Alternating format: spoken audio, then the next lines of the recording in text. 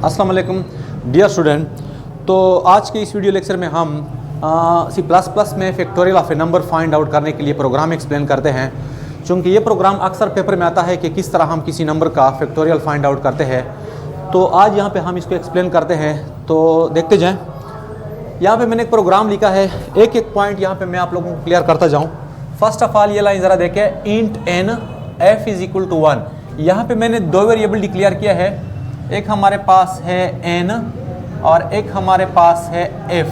देखें n और f में हमारे पास वैल्यू है 1। इसके बाद ये वाला स्टेटमेंट ज़रा देखें, सी आउट इंटर ए नंबर टू फाइंड फैक्टोरियल।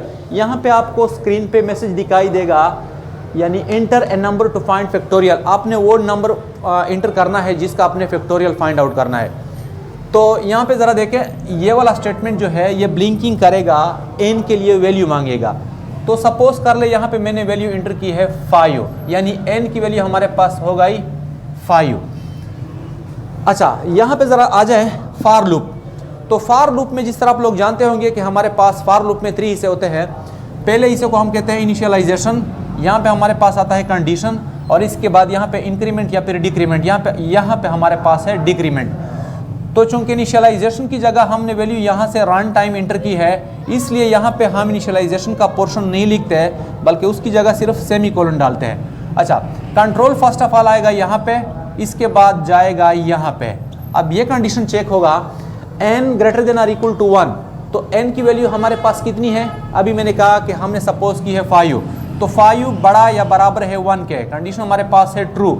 तो जब कंडीशन ट्रू हो जाए तो आप लोग जानते होंगे कि फिर हमारे पास कंट्रोल जाता है फॉर लूप के बॉडी में। तो यहाँ पर हमारे पास है फॉर लूप की बॉडी।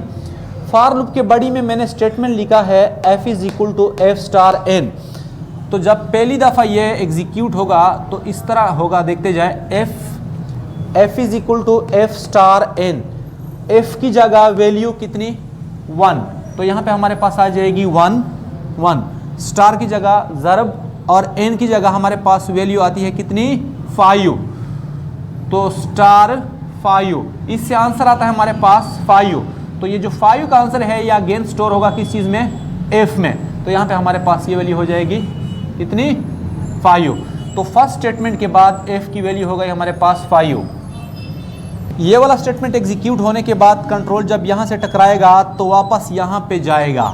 अब यहाँ पे ज़रा देखें, n माइनस माइनस, जिसका सिंपल सा मतलब है कि n की वैल्यू एक डिक्रीज हो जाए। तो n की वैल्यू हमारे पास कितनी थी? 5। ये हमारे पास हो जाएगी कितनी? 4। इसके बाद कंट्रोल यहाँ पे जाएगा, 4 greater than or equal to 1। Again क्या है? ट्रू। इसके बाद जब ये ट्रू होता है तो कंट्रोल जाता है यहाँ पे, यानी फॉर लूप की बॉडी की जानिब। अब ये वाला स्टेटमेंट दोबारा एग्जीक्यूट होगा। तो ये वाला स्टेटमेंट जब दूसरी दफ़ा एग्जीक्यूट होगा तो सिचुएशन कुछ इस तरह बनेगी, देखते जाएं, f स्टार n, f की जगह वैल्यू प्रीवियस वैल्यू, तो कितनी है f की प्रीवियस वैल्यू? 5। यानी मीन्स यहाँ पे होगी हमारे पास 5, स्टार की जगह ज़रब और n की जगह कितनी? 4। तो यहाँ पे हमारे पास सिचुएशन कुछ इस तरह होगी, 5 × 4, और इससे हमारे पास आंसर आता है 20। मीन्स के सेकेंड आइट्रेशन के बाद f की वैल्यू कितनी हो गई? 20। f की वैल्यू कितनी हो जाएगी यहाँ पे? 20।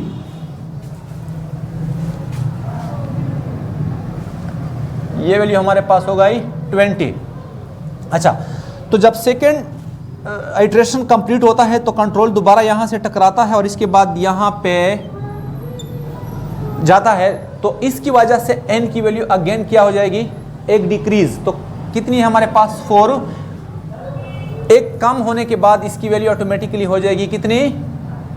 3। इसके बाद कंट्रोल यहाँ पे आएगा, चूंकि लूप है तो ये प्रोसेस बार बार होगा। तो 3 greater than or equal to 1, again हमारे पास कंडीशन है ट्रू।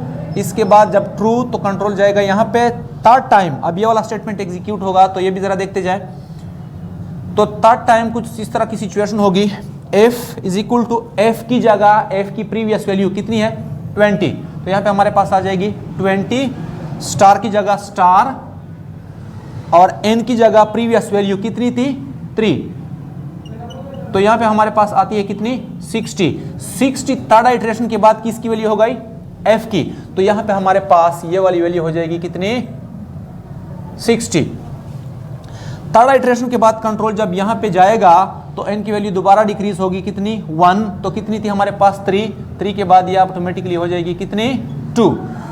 कंट्रोल यहाँ पे जाएगा 2 greater than or equal to 1, again condition हमारे पास क्या है ट्रू यहाँ पे।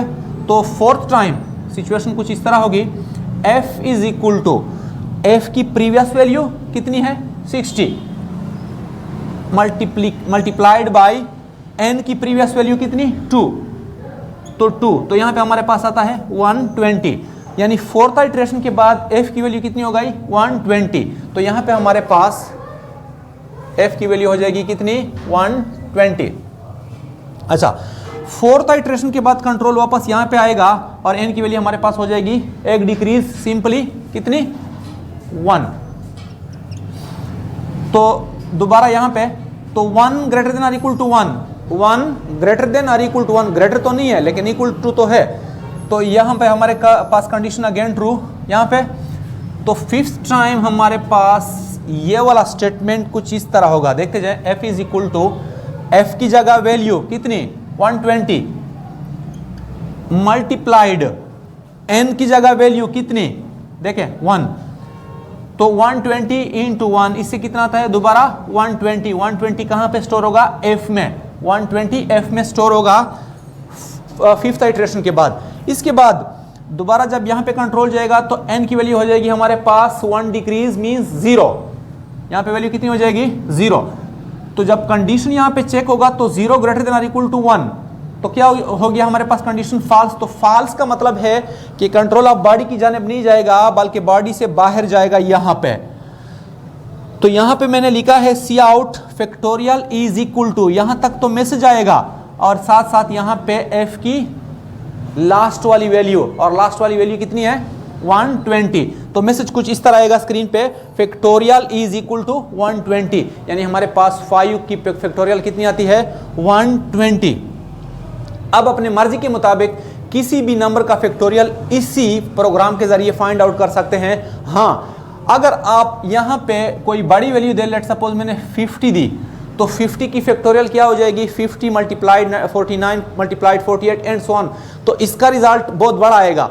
तो जब रिजल्ट बड़ा आता है तो इंटीजर के साथ यहाँ पे हम लिखते हैं लॉन्ग इंट, मींस के इंटीजर हमारे पास जो 50 की फैक्टोरियल है वो स्टोर नहीं कर सकता, ओवरफ्लो होगी, तो उस वजह से हम इंट की जगह कौन सा वेरिएबल डिक्लेयर करते हैं long variable, long integer variable. तो डियर स्टूडेंट, ये था छोटा सा प्रोग्राम कि किस तरह हम किसी नंबर का फैक्टोरियल फाइंड आउट करते हैं।